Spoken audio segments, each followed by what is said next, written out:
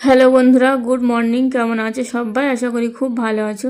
তো আমি আজকে ঘুম থেকে 5:30টায় উঠেছি। এই যে ভাতটা বসিয়ে দিয়েছিলাম, হয়ে গেছে। ওদিকে একটু আলু ভাজবো। তো এই ভাই এসছে পরীক্ষা দিতে, আজকে প্রথম পরীক্ষা। আর এদিকে দেখো আজকে দেরিও হয়ে গেছে, আলু ভাজা এখনও হয়নি, একটু বাকি আছে। ভাই বললো দিদি ভাত দাও, আমি তাড়াতাড়ি আজকে বেরিয়ে যাব। তো আজকে প্রথম পরীক্ষা, ওই জন্য তো ওই আলু এখন তুলে দিয়ে দিলাম। আর একটু পটল কেটে নিয়েছিলাম, ভাবলাম ভাজা করে দেবো। তো সে পটল আর ভাজা তখনও হয়নি। তো এখন এই যে বাইরের দরজাটা খুলে দিচ্ছি, ভাই এখন রেডি হয়ে যে বেরিয়ে পড়েছে। আর আমাদের এই যে বাইরের রাস্তাটা পুরো কাদা কাদা হয়ে গেছে, এই কদিন বৃষ্টি হচ্ছে। আর ওই জন্য বাইকটা আর ভিতরে ঢোকায় না। তো ইট পাতার কথা ছিল, বললো ওর বাবা ইট আর নষ্ট করে লাভ নেই, বৃষ্টি কদিন আছে, ওই বৃষ্টি মানে বন্ধ হয়ে গেলে আবার ঠিক হয়ে যাবে। তো এখন বাইরেরটাও ঝাড় দিয়ে নিয়েছি। আর এই মেয়ের ঘরটা এখন ঝাড় দিয়ে যাচ্ছি ছাদে। তো আর রান্না বলতে দুপুরে শুধু মাংস করব।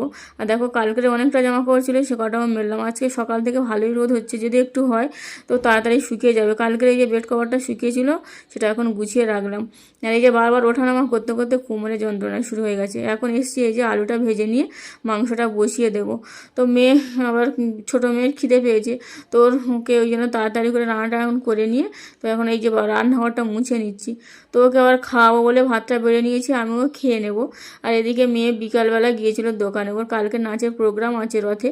তো এই যে কানের দুলটা দেখো কত সুন্দর লাগছে, গলাটাও সুন্দর। আর এটা আমার বড়দির কাছ থেকে এনেছি। তো চলো আজকের মতো ভিডিওটা এ পর্যন্ত।